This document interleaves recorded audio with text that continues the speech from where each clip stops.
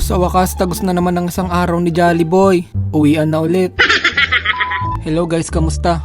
Panibagong araw na naman. For today's video nga pala, isi-share ko lang yung mga nangyari sa araw ko. Pag uwi ko nga pala, may bumisita sa bahay kasi nagugutom daw siya. Buti na lang may iniwang higanting shawarma sa akin yung mama ko. Kaya dali-dali ko nang hiniwa to para makakain at makaalis na agad kami. Balak nga pala namin manood ng sine ngayong araw. Medyo hapon na din kasi nito.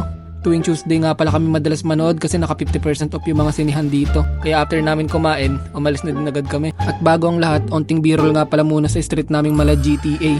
Oh shit, here we go again. Dala nga pala ni Bianca yung sasakyan nila kasi galing siyang school.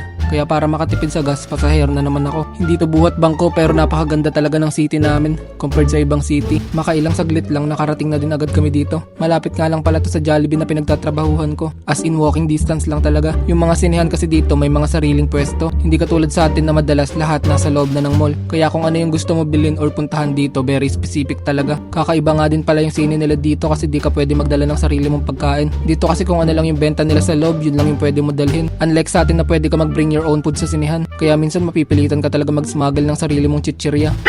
Alam mo yung iipit mo sa hoodie o sa kung saan mang lupalop yung pagkain mong dala. Ganun yung mga galawan dito. At yun talaga yung namimiss ko sa Pinas. Ganito nga din pala yung itsura sa loob ng sine dito. Wala masyadong nanonood, no?